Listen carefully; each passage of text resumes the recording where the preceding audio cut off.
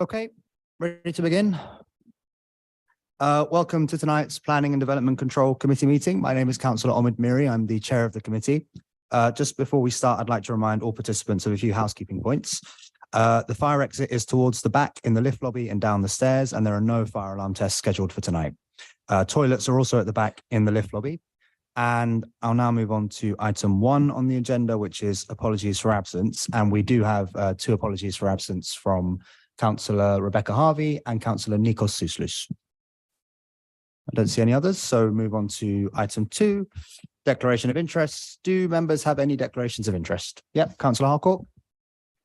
Thank you. I'm going to declare a declaration of interest on, I can't remember the number of the item, it's the Old Oak Common Lane item. It's only for, just not for decision here, but I sit on the Old Oak Park Royal Development Planning Committee, and therefore I need to sit in here to hear what has been the opinion of this council is. But I will not be participating because my decision-making process is part of the OPDC, if that makes sense. So I'll remain, but I won't say anything on that item. Yeah, thank you very much. Thank you. Any others? No? Okay, thank you. Now we move on to item 3, minutes of the meeting held on 7th of March 2023. Are the minutes of the previous meeting agreed? Okay. And now we move on to item 4, which is 11 Farm Lane. And can I ask the presenting officer, Tom Scriven, to please introduce the report?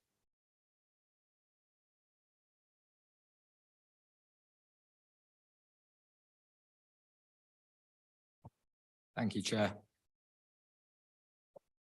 The application relates to a vacant 3-storey building together with outbuildings and open space on the north side of Farm Lane. So you can see it here on the location plan. The building was most recently used as a day centre for elderly people on the ground floor and supported housing on the upper floors. However, it has been vacant for over 10 years.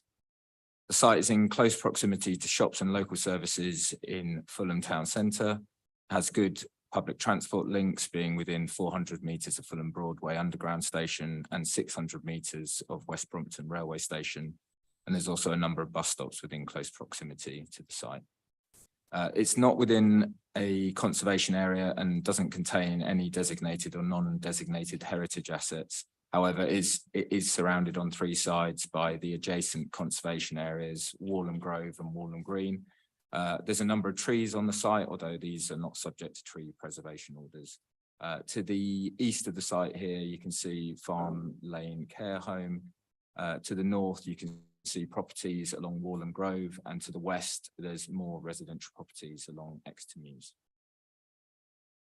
So the application, it's a council-owned site, and the proposal is a direct delivery scheme. It's for the redevelopment of the site to provide a 3 to 5-storey building containing 31 residential units, together with associated works, including a new vehicular access, 3 disabled parking spaces, cycle parking, hard and soft landscaping and play space. And of the 31 units, 16 would be affordable, split between 60% social rent and 40% shared ownership. This shows the view along Farm Lane looking southwest. The grounds of the care home are in the foreground on the right-hand side here, and you can see the existing building on the site in the background, along with the neighbours over here along Walham Grove. Here we've got an aerial image of the site. You can see it's set off, the existing building is set off the west side boundary. This is the properties on Exeter Mews, properties on Walham Grove, and you can see the care home here, which has its own outdoor space in this area here, separating it from the site. The proposed building would be located towards the east side of the site, in a similar location to the existing building. The new access point can be seen here towards the west side of the site, along with the parking area and refuse store. And the play area and the cycle store can be seen towards the rear of the site. So we've got a cycle store here and a cycle store here over in this corner. This ground floor plan shows the site in a little bit more detail.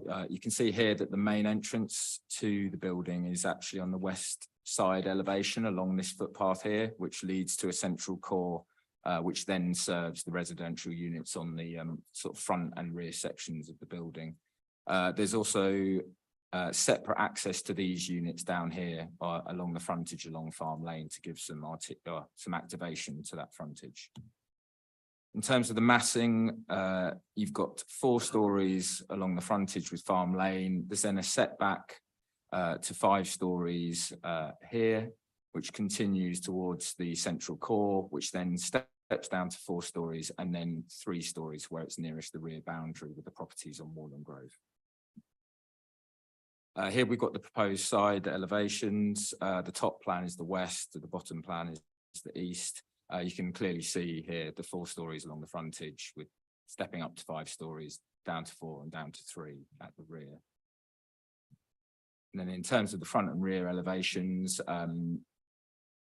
so yeah, it's a little bit more difficult on these elevations to fully appreciate the different levels of the building, but hopefully the visuals that are coming up will show this a bit more clearly. So this view here shows the west side elevation of the building with the main entrance down here to the central core, and Farm Lane would be on the right-hand side if you view it from here.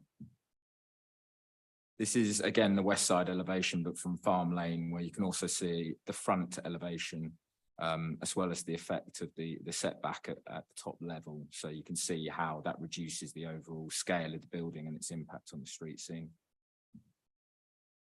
Again, this is a view from Farm Lane, but just showing a bit more detail in terms of the materiality and also the wraparound balconies on a lot of the corners of the building. And this is more detailed, the materiality on the frontage. And you can also see what the front entrances will be like for those flats which do have the access onto Farm Lane. Here we've got a verified view, again from Farm Lane, looking from the west of the site. And this is the building just to the right-hand side of the entrance to Exeter Mews. And then you can see Farm Lane Care Home in the background to the rear of the building. And this is the opposing verified view from the east with Farm Lane Care Home in the foreground. You've then got the separation where Farm Lane Care Home has its outdoor amenity space, and then you've got the building itself. And then just quickly going through the floor plans. So you've seen the ground floor plan already. The first and second floor plans are identical, but then as you move towards the top of the building, the layout changes slightly because of where we've got setbacks from the rear and the front elevation on the 2 top floors. And then finally, in terms of landscaping, there's lots of new planting proposed as part of the scheme. But also the highest category trees are to be retained on the site, and a number that are just outside the site boundary are to be protected during the construction process.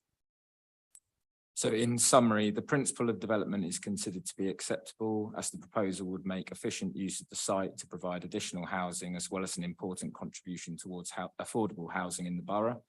And in designing the proposal, particular attention has been paid to the sustainability and energy efficiency of the scheme in line with the council priorities regarding the climate emergency. The design and appearance of the proposal is considered to be acceptable with regards to the impact on the character of the building, the street scene, and the setting of the nearby conservation areas. It would provide a suitable standard of accommodation for future occupiers and would not result in a significant impact on the amenity of the existing residents. The development would be car-free, provide suitable cycle storage, and will not adversely impact upon the highway. The proposal is also considered to be acceptable in relation to other material considerations. And one final thing to note is that there is a historic plaque on the existing building, but this is to be retained and relocated on the proposed building, which would be secured by condition. A Section 106 agreement will be necessary in relation to various matters, and these are listed in paragraph 7.3 on page 50 of the report. There is just a few minor updates to the report which are set out in the addendum. It includes some updated wording in relation to the condition regarding the retention of the historic plaque, and clarification regarding the need for a Section 278 agreement to secure the highway works. And then there's one further verbal update, which is regarding the need for a condition relating to the submission of a car park management plan to ensure this area is used appropriately and doesn't impede access and deliveries to the site. This will be added as condition 44. The recommendation is to approve the application subject to conditions, the completion of a Section 106 agreement and referral to the Secretary of State in relation to the historic plaque. Thank you, Chair. Okay, Tom, thank you very much. Now we don't have any registered speakers, so we can move on to members' questions for officers. Do we have any questions? Yep, go ahead. Members who've been on this committee for a little while will know that I sometimes jokingly refer to Carmel's planning rule number 1, which is if you want to build something bigger, start off with a blooming and ugly building. And the building it's replacing was blooming ugly, and I'd been in there. The architecture on this isn't the best I've ever seen, but it's a whole sight better than what it's replacing, and I will be voting in favour of this. Okay, thank you very much, Councillor Carmel. Yep, Councillor Pascu-Tawari.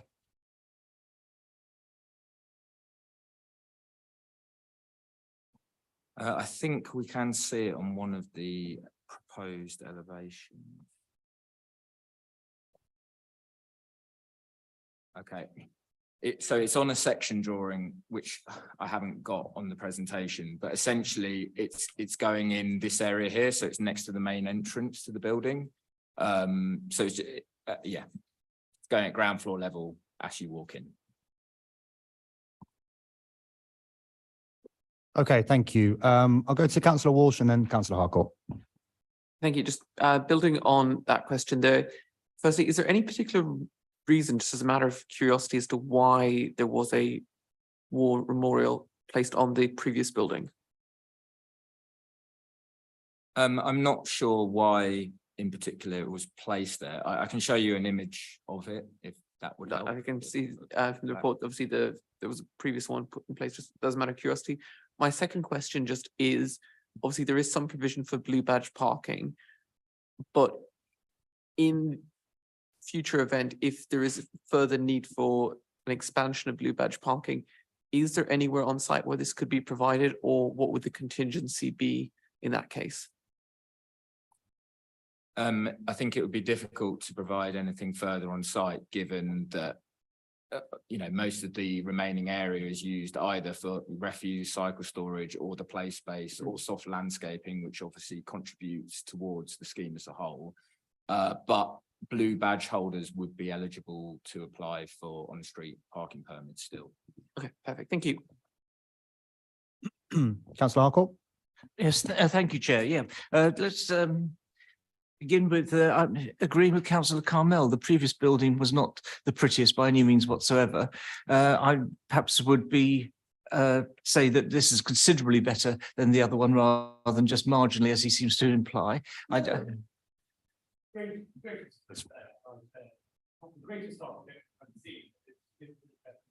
Okay, well, either way, I think it's quite a good looking building, but that's just one aspect of this, which I think we need to emphasize other parts of this, which is the affordable housing, 52% affordable housing. But not only this, this is one of the first developments around that meets the passive house standard, i.e. the 80% reduction, or 80% is 80 or 85% reduction in carbon. And so that's absolutely so essential. It's the way we've got to look forward to future developments across the borough. So that's really very, very, very important on that. The other thing, of course, in there is the information you've got that's been supplied around lifetime carbon, which again is a new area that people are not only just starting to look at, the value of lifetime carbon in the building and future sustainability and what happens when it reaches the end of its life cycle. So I think this is a superb development for all of those things. You mentioned, Mr. Scriven, about there's been lots of new planting, but I couldn't find it, but it may be in there somewhere. But could you let me know the figure for the biodiversity net gain, which is something I think it come in February this year or thereabouts? It was part of the from the government that we needed to include that sort of figure. Yeah. So the figure on this one, it's a net gain of 2.5%. Sorry? 2.5%. Which is really high.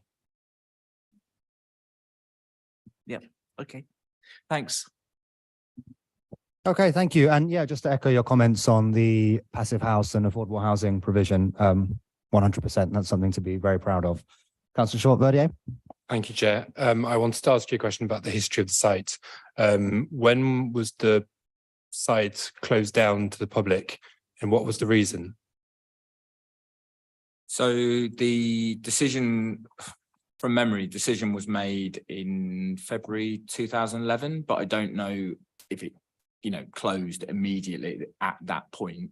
However, I do know it's been closed for more than 10 years and not used for any purpose in that time. Okay, thank you. And the second question, I'll just add a bit of information. Councillor Connell, just you may answer his question. you may after he's completed. Yeah, go ahead, Councillor Short-Verdier. thank you, Chair. The second question was around the screens that you're planning on installing on some of the balconies, because you're mindful that there's the retirement house. So could you just show us on the map which ones that would be, and also could you tell us what height they are, how they're positioned? Because I didn't get that from the report, I think. Yeah, so I think this is probably the best plan. I know it's maybe a bit small, but it's one where you can see. So we've got balconies down the side here, balconies down the side here, balconies over here, and balconies over here. The areas we're concerned about is obviously the impact on the neighbours on Walham Grove. So we're talking about getting details of screening to the back of these balconies, or the side of these balconies, but where it's nearest to the boundary with the neighbours on Walham Grove. Those screens, normally they're 1.7 metres high, but we've asked for details of the screens that they're going to provide. So obviously they'll submit something to us, which we will then review and decide if that's appropriate in terms of providing enough screening, but also looking visually acceptable as well. The other ones that we were concerned about where screening will be needed is these ones on the right-hand side. So the ones nearest the shared amenity space for the care home. So those are the two main areas. Obviously over here, the balconies are less of an issue because of the separation distances with the neighbours, and at the front, less of an issue again. So we're focusing on some key areas. Okay, that's great. Thank you very much. Could you just go back to the side where it shows the 3D image, just so we can, yeah.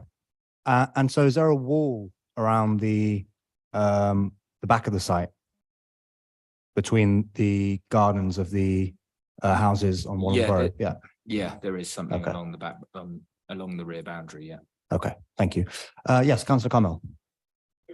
For interest, my memory, as opposed to knowing for certain about the reasons for closure, was the building was below building standards and the cost of refurbishment would have exceeded the value of the building. And that's what I remember, but I can't swear to it. Okay, thank you.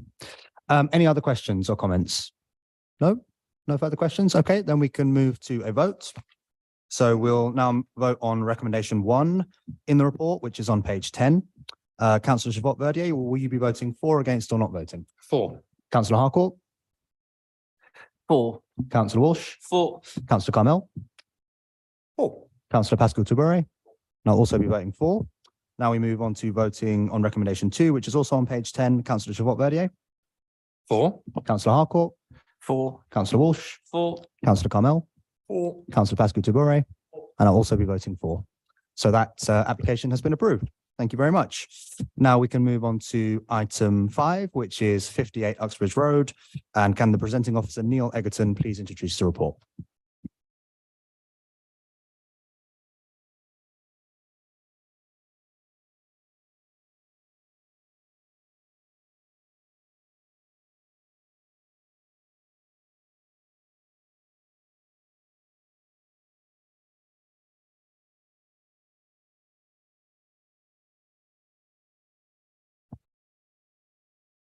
Okay, thank you, Chair. This application relates to 58 Uxbridge Road, and it proposes for an erection of a single-storey rear extension, replacing the existing roof structure on the property. Just like to point out, this is a revised version of the original submission, or the scheme has been amended. This shows the site. It's on the north side of Shepherd's Bush Green. Just indicate the site here. It backs on to Stern Street and Shepherd's Bush Place. The building is a building of merit. Ground floor level, the premises is an E-class use and providing functions such as printing, laminating, phone repairs, phone components. There's a money transfer section. It's very, very general sort of use. So aerial view of the site. And it's this property here with shows the yard. This exciting view is from the front. Unfortunately, shutters are largely down, but again, this part of the frontage has a money transfer section. The rest of the site then say carries out those uses I was talking about. To the rear, there are a number of extensions covering yards for the commercial premises on this street. This property here, that is the application site there that I'm just indicating. Again, further carrying on down Stern Street, there are some yards that are open, but there are quite a significant number of extensions down there, including one extension that has a frontage onto Stern Street. So this application originally did propose having a shop front on the Stern Street side, but following concerns raised by residents, we negotiated that it be removed. And to the rear now, there's just an emergency exit from the premises. The floor plans here. This is the existing yard area here, and this is the proposed extension now. Would be brick built with a flat roof. Cover around about 19 square meters of additional ancillary space for the ground floor use. And the rear elevation. So at the moment, there is sort of timber gates and fencing along there, and there is an unauthorized sort of timber roof over the yard. The current proposal then, so you'd have a brick built extension here and just projects out as you go back towards the building. And then this door would be for emergency exit or access only. Officers are recommending that the application be approved subject to conditions. I would like to draw your attention to the addendum where there's a number of conditions that somehow failed to make the transition from the draft report to the final one. Says condition 8, requiring that the rear doors shall be used for emergency escape purposes only and to remain closed at all other times. Condition 9, requiring that the extension would only be used as ancillary space to the existing ground floor and basement premises and not used as a separate unit. Condition 10, then restricting the change of use of the unit within Class E, so just for Class A and Class C, and not for any other use within the quite wide Class E. And then finally, there's an additional paragraph, 3.3, which was just clarifying a little bit about the use of the premises, talking about doing printing, photocopying, internet access, scanning, etc. Thank you. Thank you very much, Neil. We'll now move on to questions for officers. So you mentioned that the idea for a shop front from the rear is completely a no-go. And I can see condition 8 as well, which is that the rear doors of the extension will only be used for emergency escape purposes. So the residents on Stern Street shouldn't see much activity going on back there because of this application. Apart from the construction. That is correct. There should be very little change to the existing situation. And so, I can certainly appreciate the concerns they had with the shop front there, allowing access to the premises. So, we officers agreed, so we negotiated deletion from the scheme. Great, thank you. Are there any other questions? No questions? No, Councillor Pascal-Tabouret?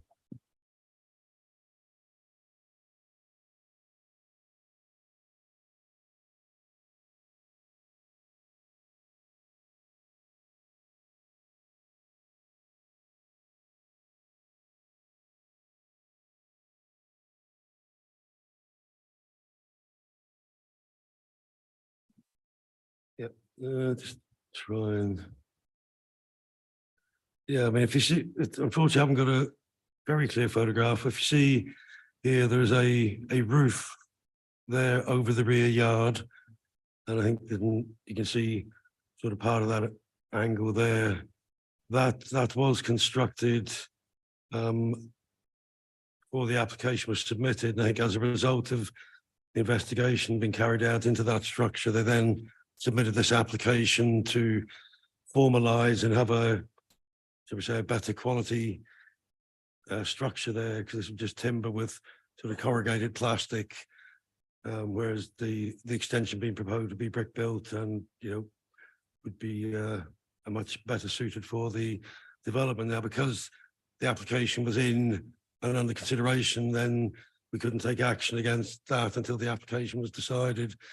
And it has taken some time to negotiate the changes. So that's why, but, you know, we'd hope that that structure will disappear once this, if permission is granted. So if permission were refused, then, you know, our enforcement colleagues would look into then taking action to get that unauthorized structure removed.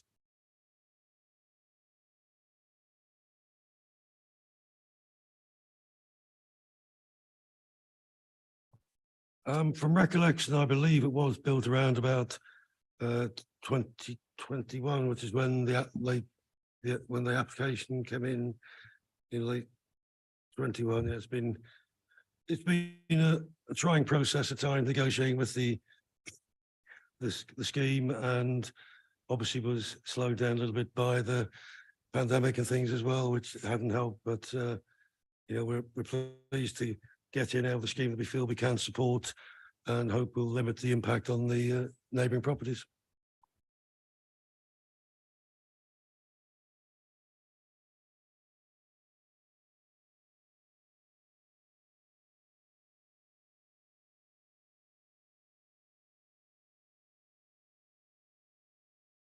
The one that is shown in the photograph there was approved. Off the top of my head, I can't remember exactly, but I think 7 or 8 years ago. At the time, it was an estate agent was planned there and did operate from there.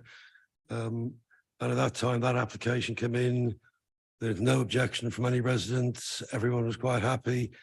So that did get approved. I mean, it's, you know, it has a slightly different relationship in terms of the residential units there. I don't believe it has caused many problems, but I think certainly up towards the other end, where there's quite a few, the commercial premises have deliveries from the rear from Stern Street and have caused concerns for the residents at times. It just felt it wouldn't be appropriate in that location. And does that bicycle and scooter shop have any relation to the shop on that it's connected to via the back? It does not, no. No, okay. And that the process that you mentioned earlier about, you know, we can't take enforcement action until this application is decided is something, the process that we're bound by nationally, right? It's nothing to do with. Yeah. Yeah, okay. That's correct. Yeah. All right, great, thank you. Yes, any other questions? No further questions? Okay, all right, then we'll move to voting on recommendation 1 in the report, which is on page 54. Councillor Chabot-Verdier. 4. Councillor Harcourt. 4. Councillor Walsh. 4. Councillor Carmel. 4. Councillor Pascu-Toubouré. And I'll also be voting for. So now we move on to voting on recommendation 2, which is also on page 54. Councillor Chabot-Verdier. 4. Councillor Harcourt. 4. Councillor Walsh. 4. Councillor Carmel. 4. Councillor Pascu-Toubouré. And I'll also be voting for. So that application has also been approved. Thank you very much, Neil. Now we will move on to item 6, which is 330 to 332 Uxbridge Road. And can Neil Milligan please introduce the report? Thank you.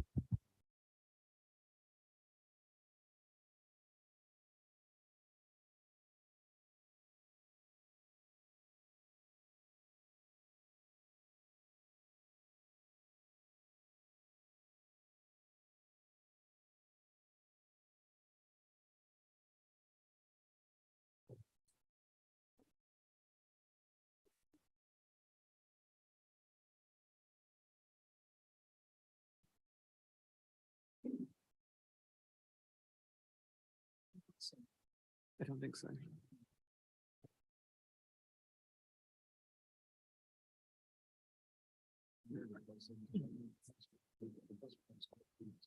Good evening. Yes, the application's at 330, 332 Oxbridge Road. As you see from the report, there's quite a bit of planning history to this particular case. Quite a bit of enforcement involvement as well. So we've been quite busy in terms of this particular site. This, you'll see, is photographs of the previous occupier of the property prior to 2020. The original planning permission back in 2011, which was approved at that particular time, was for continued use as a shared use, as a Class A1, Class A3, otherwise restaurant stroke shop. And condition 1 stated there'll be no primary cooking taking place in the premises. So it was actually pretty much a cafe at the time, but they didn't have any particular hot food cooking at that particular moment. We then received complaints about, going to this particular aspect, just a little pointer in terms of the history as well. 2018, just to let you know, the council did grant planning permission for a fully fledged restaurant at the premises with a flue on the back. But that was not implemented, and that will have now expired 2018, so that's now passed by. We then had Shamland occupied 2020, and they have a basement area, which I'll just show you, which has a cooking facility down there. And we had an investigation because there were smells, etc., at the rear of the property. So the enforcement team took a look at that, plus air conditioning units. There was an issue with air conditioning units. You'll see the report. We served enforcement notice for that. That particular issue is resolved, but we still had the issue with the primary cooking in the basement, which was impacting on the neighbours. So following quite a lot of discussion with the owner of the property, we ended up actually granting planning permission for the retention of some air conditioning units at the rear of the property, plus some new surround screens to ensure that weren't causing any disturbance to the neighbours. And also we put a condition on stating that within 2 months of that particular decision, a flue discharging the smells, etc., from the cooking facility in the basement would be implemented. If we would move forward, they then submitted those details for approval, and they were granted in December 2022. We then move forward to this particular application. As you can see, the flue was erected slightly differently to the previous flue. If you can see on the screen, the top of the flue had a slightly bulky element. So we said, even though you have permission for a flue, you need to then include that in this application so it can be assessed. The decision there was it's not expedient to take enforcement action because it's quite a minor issue. For instance, if I take you back to the actual approved flue on the restaurant, you'll see it was a much larger flue. So we felt this one was perfectly reasonable in terms of what had been erected. So this particular application is to seek removal of that condition 1 of the original planning permission in 2011, so they can do the hot food cooking. We now have the flue in place. Environmental Health are happy with what's being implemented, and we feel that we can now, notwithstanding the drawn out planning history, we can now recommend approval for that condition to be removed, subject to quite a number of conditions that follow on from the original permission. And you'll see in the addendum there's a couple of conditions extra there as well about hours of use and it being retained for some of the premises being retained for Class A units, so it doesn't go straight into fully fledged A3 restaurant use. If they wanted to do that, they'd have to reapply. And I think there's been a little bit of confusion with residents thinking it's going to be a restaurant reopening. It's not. It's what they're trying to do is retain what's there at the moment, and that mixed A1, A3 use. So it's recommended for approval. Thank you. Thank you very much. And what is that kitchen area used for at the moment? What are they preparing there? Say again, sorry, the kitchen area at the moment, what are they preparing there? It's for foods that they sell in the shop. There's no seating or anything in the shop. You just, it's certain types of food that they cook down there. They then sell it. I'm not even sure if they sell it hot, actually. It's often sold cold in the shop itself. Okay, thank you. Do we have any questions for officers? Yes, Councillor Carmel. Okay, Councillor Harcourt, go ahead. Yeah, I slightly do have some concerns about this, not necessarily about the removal of the condition, but the level of and amount of enforcement that's had to be undertaken in order to get here. And not only that, from my reading of this, there's still outstanding enforcement action. You know, it leaves me somewhat lacking in confidence about what the owner of this property is actually going to do, and what other changes might be made once we've given permission here or to remove that that particular condition. So can you just give me some idea what is still outstanding on there, and is there anything we can do to either use this as a lever to enforce that enforcement? Yes, yes, it does. We've been quite explicit in the report about the planning history. We're not trying to hide it away in any way. It is what it is, and it's taken us quite a lot of time to get here. What I would say is, in terms of what you're seeing on the screen there, flue and the air conditioning units are resolved now to our satisfaction. The one aspect that isn't is the awnings at the front of the property. If I just go back, these particular awnings at the front of the property, we served an enforcement notice to seek their removal. They've appealed against that particular decision, so that's sitting with the planning inspector at the moment. We'll soon find out what that decision is. Obviously, if that is, if the appeal is dismissed, then we'll be seeking further action regarding those awnings, and with there being an enforcement notice, we can go straight to prosecution. So we should be able to resolve that aspect quite quickly, unless, of course, the planning inspector agree with the applicant. So that's the main outstanding issue, is the awning. We are aware of other aspects on the site as well that we've reported to the relevant sections, in terms of they have occasionally left things on the pavements when they shouldn't. The deliveries in the area are a problem, we know that. So we've reported all these particular aspects, and we've actually been on site quite often. I do cycle past, I know quite a few councillors no doubt go past the premises, and they have improved matters, but it's still ongoing. So we're not trying to hide away from that. We've put it in the report what's happening. Obviously it's up to members whether they consider what we're proposing in terms of removal of that condition is key to what you're talking about in terms of the other aspects. And I would say that what you're dealing with tonight purely relates to that particular condition, and all the other aspects are being dealt with separately. Yeah, thanks for that. Yeah, no, I do understand that. It's just, as I say, concerning that there are still these other aspects of that. And I go past that regularly, because I only live up in Askew Road. So every time I go to the Shepherd's Bush tube station in the morning or whatever, I go past it. Or coming back in the evening, there's all sorts of obstructions and goodness knows what else over there. So you're dealing with those. It's the fact that each one is being dealt with piecemeal. And, it just means that it takes forever and a day. And, meanwhile, somebody gets the permission to carry on doing what they're doing while delaying all the other aspects. I just wondered whether there's anything we can do. Now, I note also, while I'm here, that you said about the screens around the aircon and such like, and the flue, and those were both issues of concern and complaint from various residents. Have those complaints stopped? Certainly now we've had the flue, there's been no complaints regarding the flue. There's no complaints regarding the air conditioning units in the last year as well, since those have been resolved as well. Obviously, there are objections to the planning application, but I think quite a lot of those revolve around the issue of whether it's going to be a Class A3 restaurant use rather than what's being proposed tonight.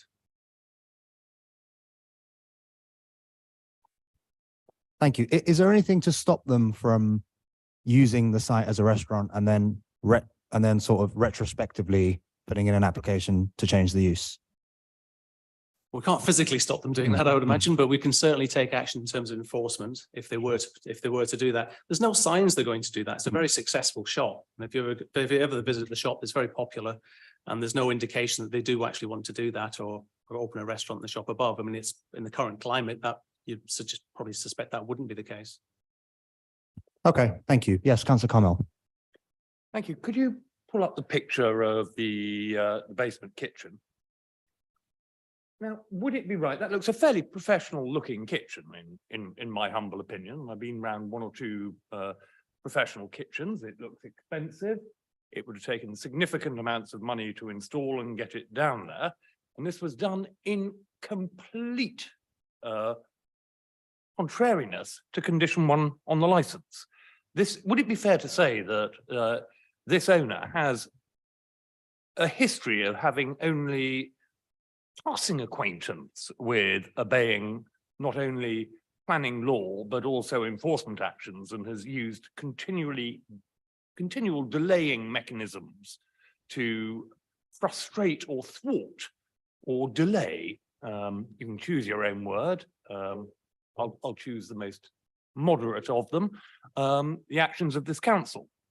Would it not be fair to say that his actions have resulted in considerable expense in officer time, which has not been fully recouped because of his actions in deliberately or accidentally or negligently failing to obey the standard planning rules that law-abiding citizens of this borough do on an everyday basis, that he is in effect being rewarded for his failure to follow.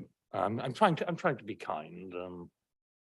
Failure to follow the sort of rules that honest, decent citizens of this borough do, and business owners of this borough do follow. First point, in terms of the kitchen, I mean, slightly misleading actually, that photograph, because I've actually been in the kitchen. It's two photographs together there. The actual, if you take one of them away, that's the size of the kitchen. It's actually very, very small. It's only got that one stove, so it's not a significant cooking facility. And what they actually produce there is quite small as well. But that's a separate matter to a certain extent. In terms of your views about the history is, as I said, explicit in the report. You know, I have my views, you have your views. I hear what you're saying. It's been a difficult history. They have been complying lately. I mean, they've put the flue in, they've resolved the issue of the air conditioning units, and it's taking time and it's taking process. We've had to serve enforcement notices, so I fully understand what you're saying. But we are at a point now where we feel it's acceptable in terms of what's been proposed this evening. But is not the fundamental tenet of this application that the first condition on their planning application was there shall be no primary cooking at this location? And the first thing they did was they put in an oven, and you know that looks to me, and I've been around the odd kitchen or two, that looks like an oven that is capable of providing service for about 40 covers. That is not an insignificant piece of culinary equipment.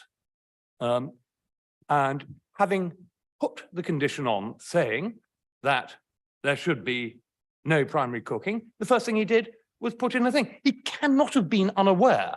He's either ignorant beyond belief, or, as the French would say, méchant. There is no other way around it. He deliberately, and he's done his best to thwart the enforcement action ever since.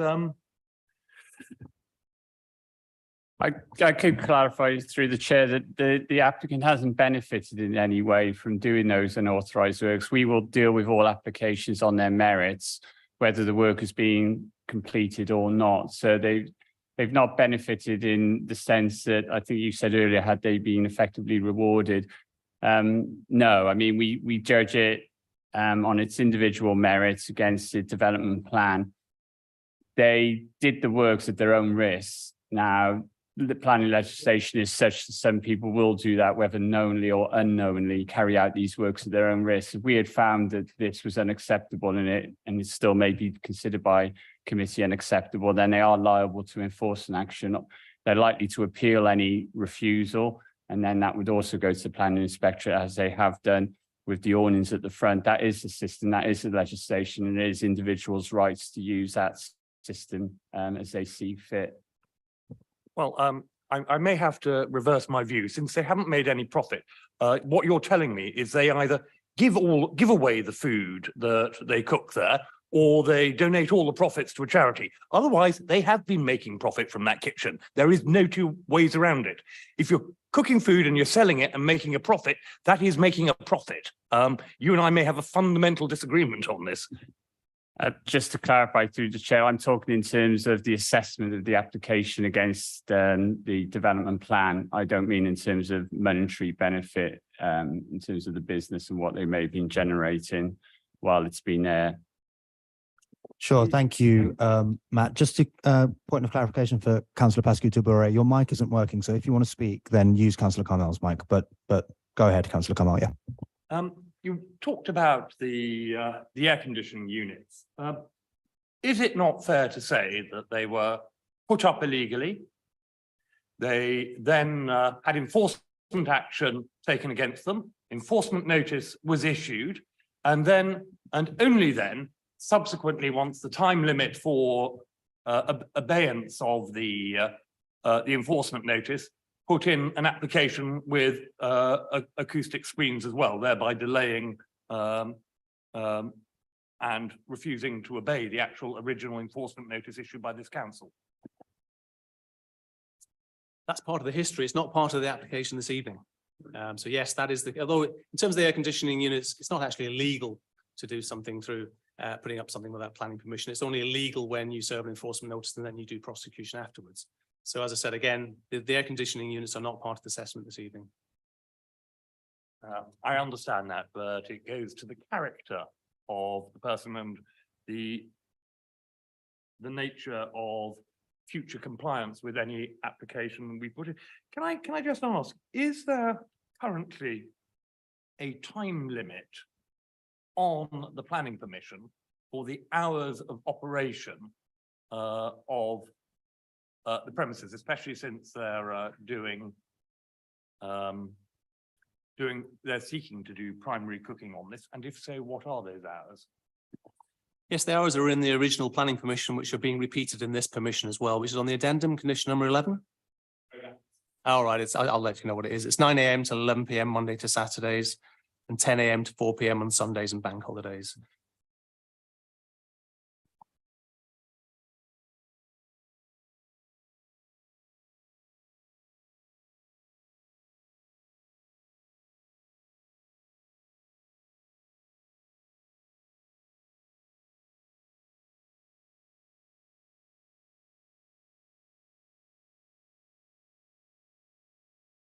Given that primary cooking may increase the amount of waste produced by premises, I noticed that some of the objections refer to currently inadequate waste management procedures and facilities at the site. Can you point out what they are and how these are going to be addressed were we to regularize the currently unpermitted primary food cooking? I suppose like any premises, they have to deal with the waste that comes out of the business. At the moment, what we hear is a lot of anecdotal issues regarding waste at the premises, but clearly they have to have a facility in place to extract it and remove it, like any other business. In terms of conditions, we have a condition regarding hours of deliveries, etc. But in terms of waste, we can't actually control that. I mean, obviously, if they are to then deposit waste all over the pavement, etc., then we would, send our highways team in or environmental health to try and deal with that. We're not hearing that's what they're doing. I know they've not been exactly operating it perfectly in the last few years, but it's not something that I've heard is causing an enormous issue.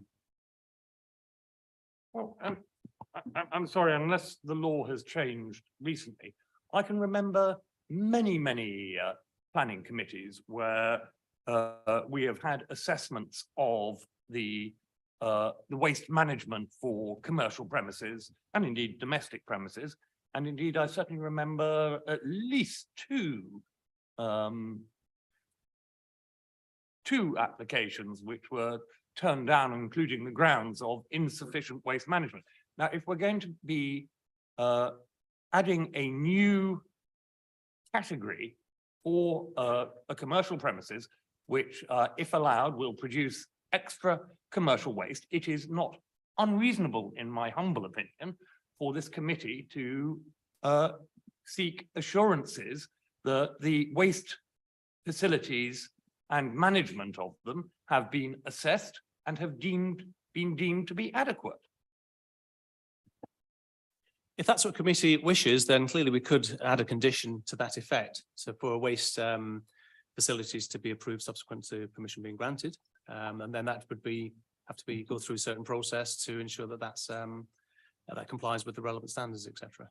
I formally move such an additional condition, wording to be agreed by officers to meet the legal requirements. Okay, do we have a seconder? Okay, so we'll vote on that at the end. And if you don't have any further questions, we can move to Councillor Walsh.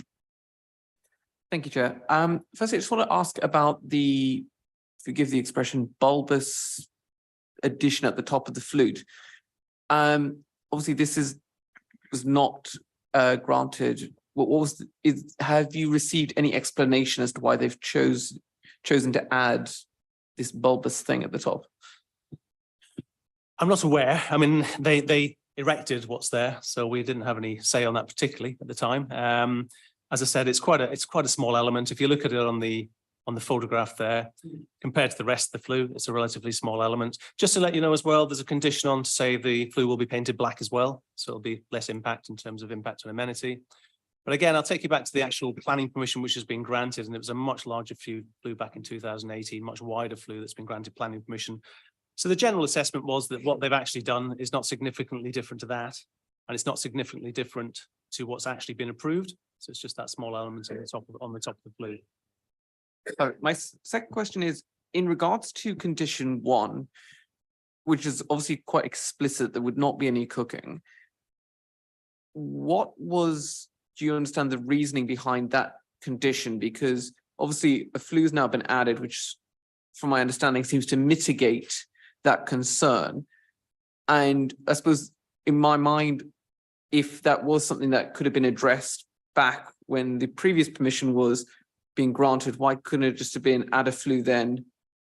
But instead there was a very firm condition put in place to say no primary cooking. Yes, this was because the original planning permission in 2011 was retrospective. In other words, it was already operating at the time, different operator, of course. So they were already operating as a cafe. The thinking at the time, in terms of the report at the time, there was a worry that, and residents were concerned, it might turn into a full-blown restaurant with hot food cooking. There wasn't a facility. It wasn't part of the application because it was retrospective.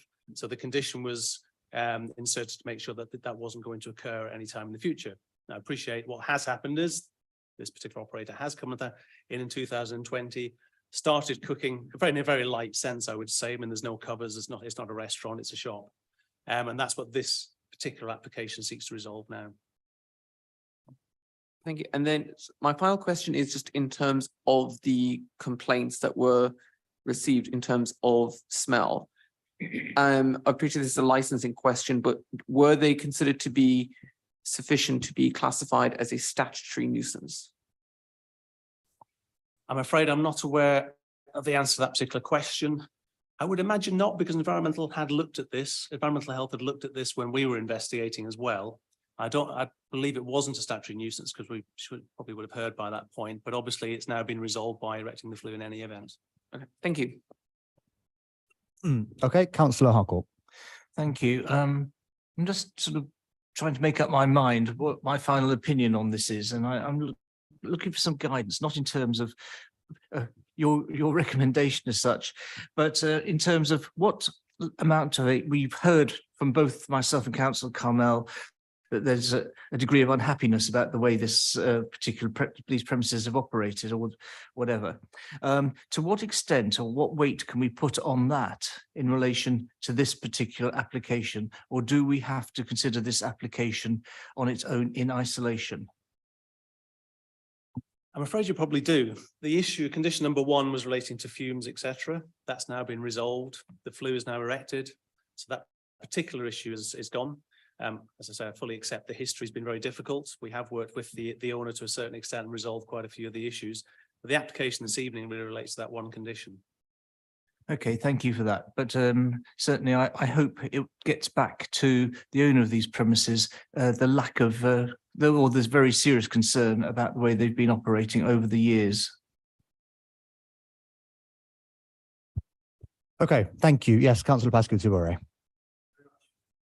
Given that I can go on Uber Eats and order from them a kofta wrap right now, and I'd be able to do so, and it looks very nice, that it's almost making me peckish. But it's very clear that this is already working as a de facto restaurant. Some might even say a ghost kitchen. Now, clearly, if hot food is being prepared to be delivered on Uber Eats, then there's going to be traffic implications for that as well, because that has to get from A to B somewhere. Has any consideration been made for that? Just before you answer that, could I add that, is there a possibility, as we have done on other restaurants, to put a condition, or de facto restaurant, put a condition that no organized deliveries shall take place because of the traffic implications.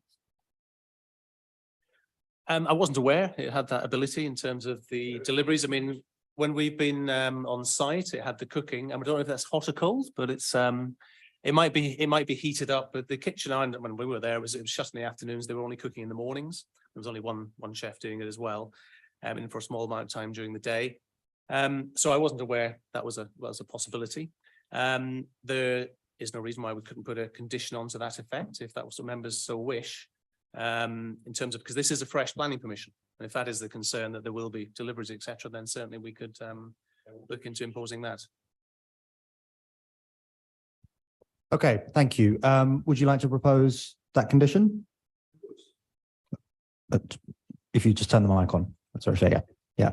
Yes, I'd like to propose that condition. Sure. And do you have a seconder? Seconder, Councillor Carmel? Okay, sure, thank you. Any other questions? Councillor Walsh. Just coming in on Councillor Pascal-Tilbury's, am I to understand correctly that this potentially is operating currently as a dark kitchen, essentially? I'm not sure what the definition of that is. There is no planning definition of a dark kitchen effectively. It's not that kind of operation. If you go into the property, you walk in there and it's like a retail shop really. It's just shelves. The food element is a very, very small element on a couple of shelves. And it's generally selling, they're called maybe some hot food, but I wasn't aware of the issue of the hot food deliveries. But yes, no, it's not. I wouldn't describe it as that at all. Certainly, thank you. Okay, any other questions? Nope, no further questions. Okay, so now we can move on to, first of all, voting on the new proposed conditions. So firstly, we'll be voting on the condition relating to waste disposal and management, which was proposed by Councillor Carmel, the wording of which can be sorted out later. So I will begin with Councillor Chabot-Verdier. Where will you be voting for or against that new condition, or not voting? Can I ask what this is again? So this is a condition to impose a.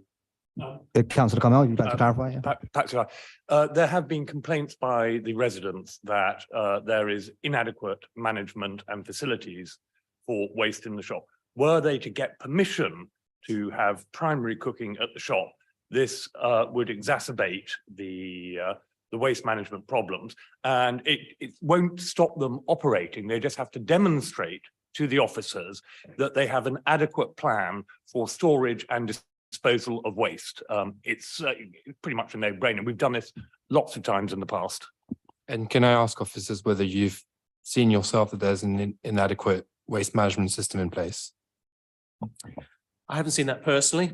Clearly, any business premises, as I said before, has to remove its rubbish. Otherwise, it would be, piling up either inside or outside the property. So I haven't personally witnessed that, but clearly there is anecdotal information from residents. They do leave occasional things on the pavement. But there's, in terms of any condition that's being added, we can certainly get those details through, find out where the waste facilities are on the premises, and we can check through that actually works. And if I may, so that kitchen was installed in 2021. I think it was 2020. 2020. And cooking is already taking place there. So if there had been some additional impact, you would have seen it already by now, and you're saying that you haven't. Well, I personally haven't. Sure. I understand some residents say there has been issues anecdotally. But the council hasn't. We're not particularly aware now. Okay. Yes, Councillor Carmel. Where the 23 objections, a lot of them have mentioned problems with the waste. And, the enforcement officers can't be there 24/7, but the local neighbours go past all the time. It's not an onerous condition. All they have to do to discharge it is show that they have an adequate system, and then it's done. Okay, thank you. So are we ready to begin voting? Yeah, Councillor Chabot-Verdier. For. Councillor Harcourt. For. Councillor Walsh. For. Councillor Carmel. For. Councillor Pascal-Tilbury. For. And I will also be voting for. So that new condition has been approved. And now we will move on to voting on the second proposed new condition. Councillor Pascal-Tilbury, if you'd like to just clarify that one more time, using Councillor Carmel's mic, please. Thank you very much. Items they're offering on Uber Eats as well. It's just the 27 on Uber Eats. That would create conditions against using this for delivery. Given the traffic implication, organized delivery, given the traffic implications of this being, having 27 hot food items on Uber Eats, but also into the hundreds. Yep, Councillor Verdier. I'm also on the Uber Eats thing, and I can't see any hot food section, so I'm Okay. It is. It is the Shamland kitchen aisle. So I've got Shamland supermarket and kitchen. Yeah. And then it doesn't have. And then you've got Shamland Kitchen Aisle. Aisle, Yeah. Hot deals. Okay, gotcha. I mean, in fairness. Well, it says most of hot the- deals as in. It's a hot deal, not. Yeah, it's falafel, samosa, that kind of thing. In fairness, it goes back to the definition of a substantial meal, which we will name it all. We'll be back to the licensing act. A question on to officers then, is that something the planning regime can effectively prevent? Through the chair, yes, it is something controls we could put on. It's just clarification around what you're seeking to restrict here, deliveries per se, or just deliveries by a certain mode of transport, motor vehicles and. Motorbikes and motor vehicles. You know, they've got somebody walking around, and I encourage walking. And specifically stopping delivery of hot food, because obviously there are delivery schemes where you can order a can of Coke and that can be delivered to your house. Because it has to relate to this application, which Right. is to authorize the provision of primary cooking. And I'm sure legal would agree that it would be very difficult for us to extend the scope of that beyond that of this thing. But, you know, we've done it with various pizza places that have opened up. So it's things and prepared in the and- kitchen? Yes. It's the stuff that's prepared in the kitchen, which will lead to an increase, and it is pertinent to this application, and therefore it is reasonable, and noise and whatever from cars and motorbikes going up there cause disturbance to local residents, and we've done it, and as Wes will know, on many other properties around the borough over the years. So specifically motor vehicles, motor vehicles and motorbikes. Right, but not bicycles. Okay. Be reasonable bicycle unless there could be separate important matters that are scattered on the pavement. Sure. But is the principle not that what's being delivered is from the kitchen rather than the mode of delivery? Why would the bicycle not apply to that? Well, it's noise and disturbance is what we normally hang it on. And mopeds, motorcycles and motor vehicles make more noise than a bicycle. And therefore it is reasonable to do it for those modes of transport. But I think it would be quite hard to justify doing it for a bicycle, considering that will not impact the residential amenity of nearby people. But of course, it would still allow the shop to operate as a de facto restaurant through deliveries. It wouldn't address that aspect of it, would it? Much as I would like to stop that, I don't think, unless legal can come up with something, I don't think that would be reasonable or proportionate. When you're putting additional conditions on, what I was always told is they have to be proportionate to the application that are before you. What is being proposed is, I believe, proportionate, whereas seeking to, because of the effect on nearby residential amenity, and there could be separate, it is possible, you know, you have these line bikes littering all the things, but I don't think that it would be proportionate or appropriate in this case to extend it to all forms of delivery. So you have people who walk around with Uber Eats packs on their back, and I don't think it would be appropriate or proportionate to ban that. So it's the ones that cause loss of neighbouring residential amenity, which is motorized transport. Okay, legal, would you like to comment on that? Yeah. My only question to the officers would be, if deliveries are taking place of cold food, which is currently being sold, and we want to make a distinction between using motorbikes to deliver hot food, how would that be enforced? Can I just comment on that? I would say that it is reasonable and proportionate to include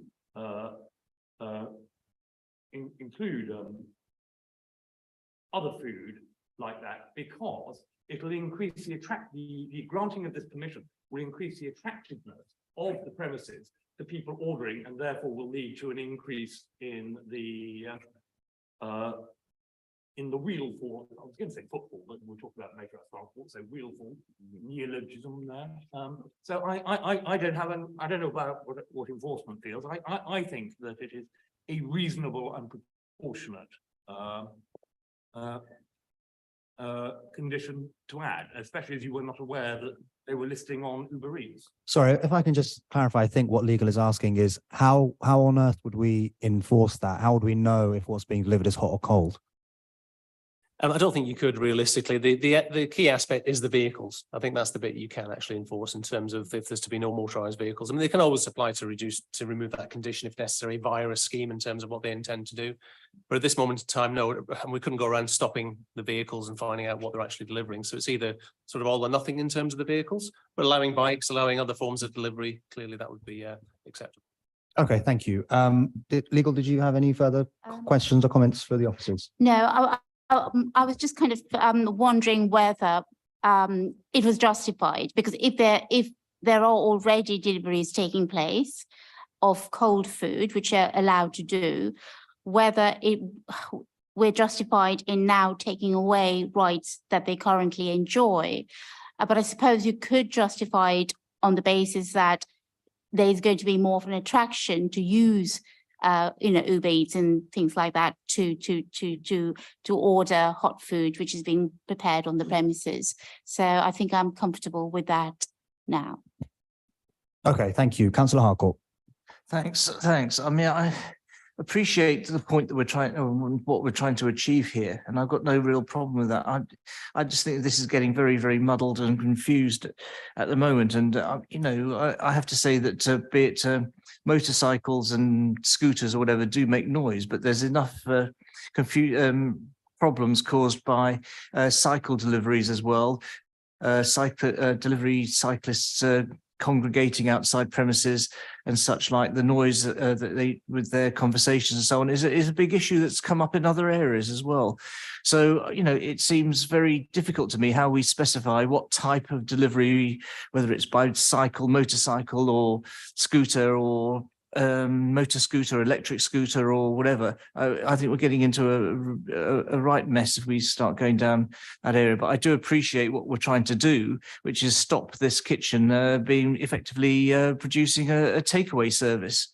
But so I've got a problem with this, not the principle behind it, but how it's going to operate, or if it can indeed operate.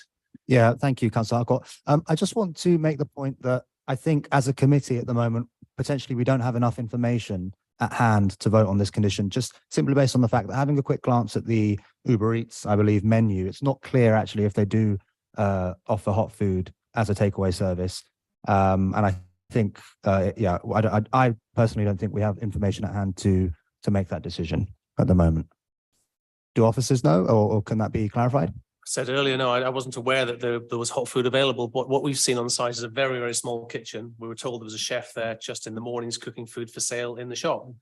If there is anything hot being delivered, I'm not sure if it's clear, but it might just be microwaved and sent out. It might be a very small issue, but it's a very, very small kitchen. It really is. It's a very wide angle picture of two pictures put together. There is only that stove effectively there. Okay, thank you. Councillor Pascu-Tibore, do you have any thoughts or comments on that? Yeah, I mean, the other point we haven't considered is choice. I don't think a firm or a customer gets to choose how what they order on Uber Eats arrives to their house, which is a further complication. So I'm very happy to defer this.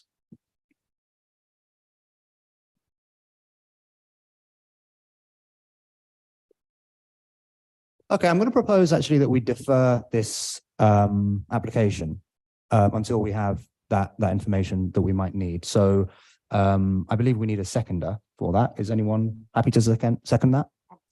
Yeah. Okay. So Now, I believe we need to take a vote on that. So I will go to Councillor Javot Verdier, For? Councillor Harcourt. To defer this? Yes, to defer the application. Okay, yes. Councillor Walsh, For. Councillor Carmel, Councillor Pascal Toubourey, For. and I also vote for. So we have decided to defer that application. Thank you. Thank you very much. Thanks for your time, Neil. That means we will now be moving on to item 7, which is Old Oak Common Lane. Excuse me. Can I ask the presenting officers, Yehan Bellis and Violet Dixon, to please introduce the report?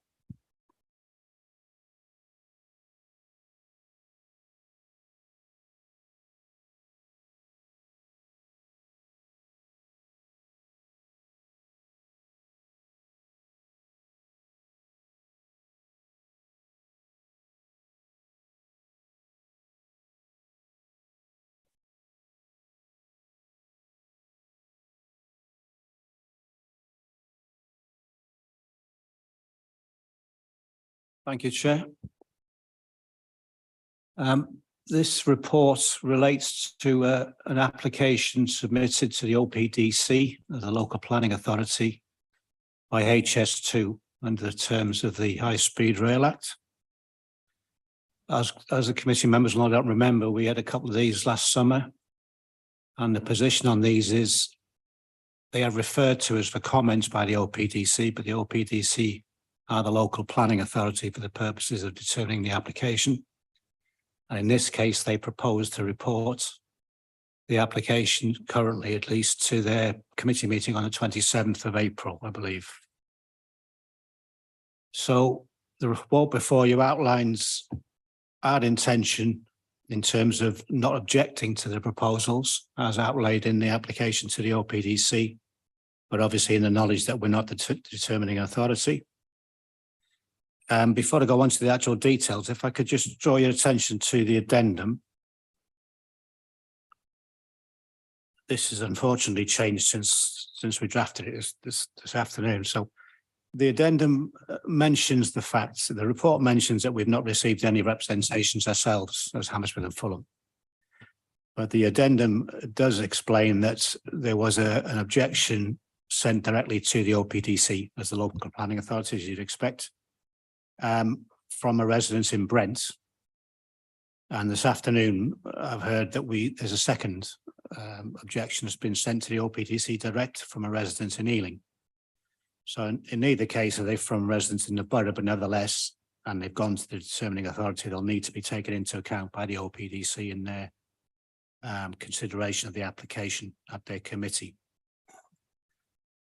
In terms of the details of this, it's not overly complicated, so I won't spend too much time on it, but ostensibly it's modifications to Schedule 17 they approved back in 2021, in January 2021, and it relates primarily to the railway bridges, which we'll come on to in a minute, and it relates to the actual proposals long term, which haven't been approved yet and signed off by either the council or Ealing as local highway authorities for our aspirations in terms of cycle lanes and so forth on Old Oak Common Lane.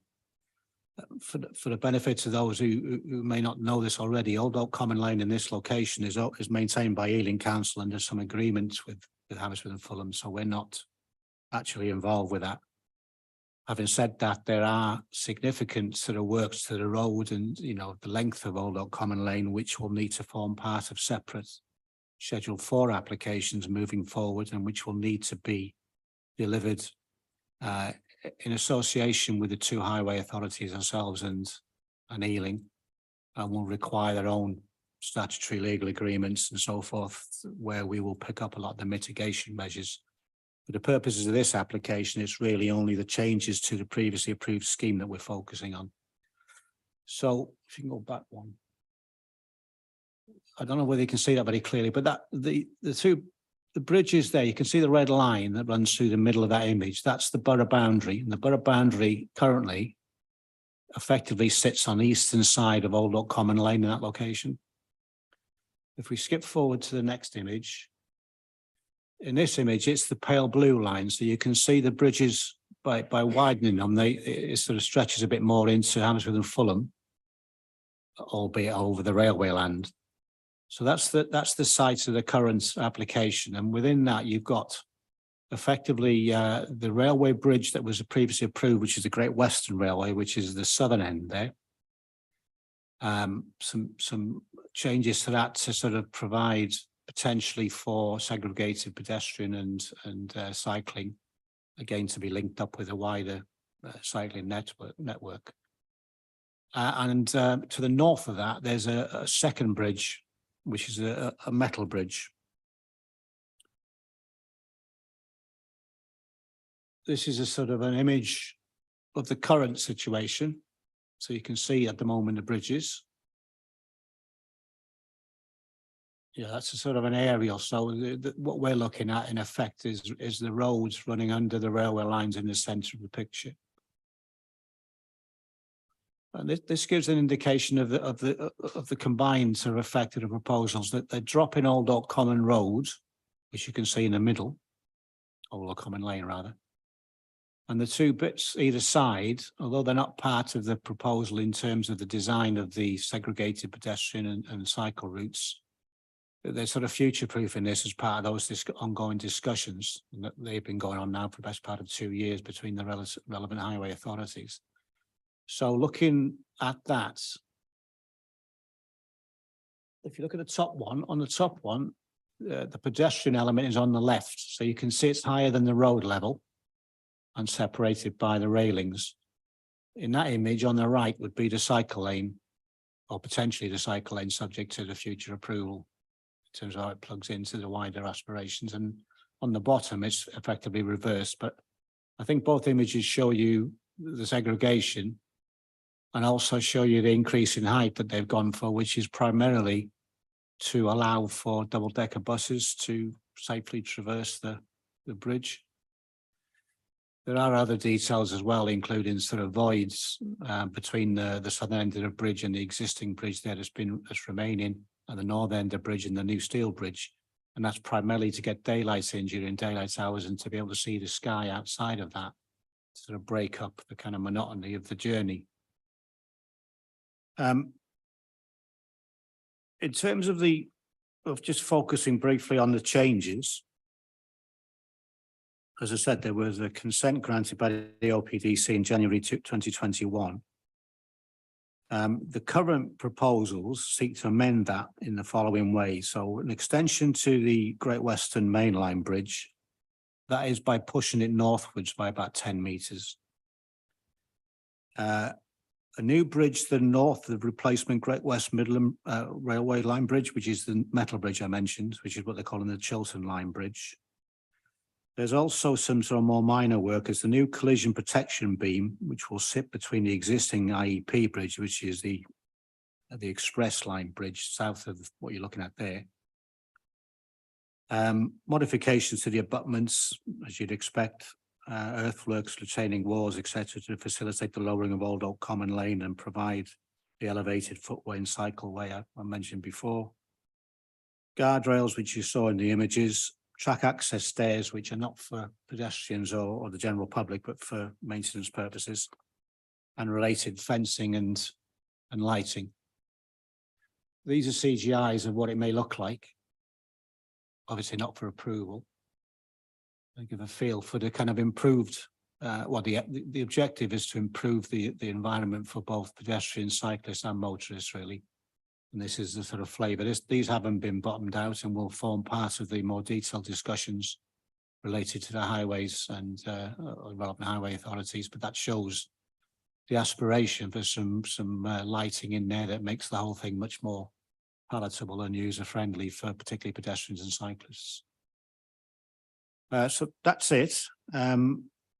I've spoken to colleagues in highways this morning as well. The officer who dealt with this and who's ongoing has dealings with this with the various highway authorities has given me an overview of her position, and she's only unfortunately just returned to the office, and she's comfortable that the matters relating to ongoing discussions and how we might design and finalise the cycle network, etc., and indeed the road will need to be resolved moving forward. And as I say, the discussion's been going on for some time now between the respective parties, which is us and Ealing. And Ealing are the ones who maintain the road here under some agreement with perhaps with the Fulham Council and HS2 and the OPDC. So very much in the right order of things. And there's a limit to what we can consider as part of this application, which the report outlines.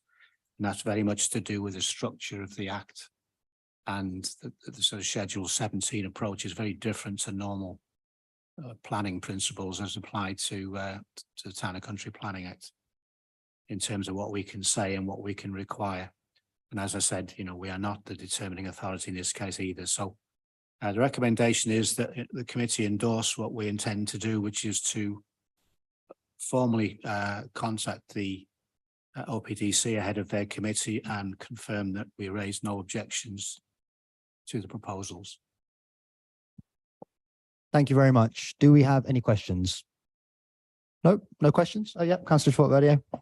Thank you, Chair. Just a quick question. You say in the report that the detail of the cycle lane and carriageway would be provided within Schedule 4. What's the timeline for that? And would it come before us? I'm not sure what the timeline is. What they've tried to do here is to sort of future-proof it by facilitating this design that can allow that to happen. The wider aspiration is the whole length of Old Oak Common Lane. And obviously here they've reduced the sort of the road as well, but that's primarily to improve the environment under the bridge. There are ongoing discussions about how we improve Old Oak Common Lane in general, how we pick up on the cycle routes, how we pick on the materiality and the details, and all of those things come as part of the Schedule 4. I can't give you a timeline on that. What I can say is that they need to be done before they can do anything here. And it's been over 2 years, I think, at the moment in those discussions, and they're still ongoing. So the safety net, if you like, is the fact that both highway authorities need to sign off on them before anything can be done. And that's us in this case, because we are still the highway authority, even if we're not the planning authority, and London Borough of Ealing's Highways Department. Okay, thank you. No further comments, questions? Yes, Councillor Walsh. Just a question, looking at that picture there, and obviously with reference to the point about flood risk zone 1, is there a risk of, by design, that ends up being an area which would congregate, or congregate is probably the wrong word, but that it would end up being drainage for that underpass? How's that going to work, basically? Again, that would need to be part of the detailed design because it relates to the highway as well. So that would be picked up as things move forward. Under the Act, there are statutory consultations they need to do, which include the Environment Agency on issues of flood risk, etc. Obviously, where they are appropriate to what's being proposed at that time. So all of those matters, materiality, lighting, flood risk, will all need to be considered in the round once they are at the point of trying to finalising the designs for the road and the surrounding structures. So although the sort of segregation methodology is identified here, it can't be finalised because it's part of that same discussion. So what you're looking at here, if you like, is an illustration of the kind of aspirations of the pedestrian cyclist segregation, of dropping the actual road, of allowing the bigger vehicles through, and an idea of what the lighting might look like as well. I mean, given that Ealing are responsible for maintaining this section under the agreement, they will have a lot to say, I think, about the final materiality and the lighting and what's approved and what's not. But those discussions, although they're ongoing, have not been finalised yet. Okay, and then just one other point is just about the traffic management. I'm guessing, again, this is something that will come later. The traffic management, like obviously it drops down on beneath the pedestrian and cycleway there, and in terms, it does seem relatively narrow for two vehicles to pass in the event of collision or one side of the road needing to be closed for whatever reason. It does seem quite narrow, or there being very little provision for getting around and any sort of obstruction in the underpass. Is this something, again, that we can really just make a comment for now?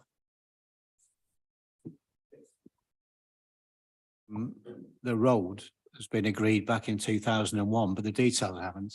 And obviously this section of Old Common Lane has to be seen as part of the wider, both in terms of this potential cycle route and in, you know, how it fits in once you're outside of the tunnels, as it were.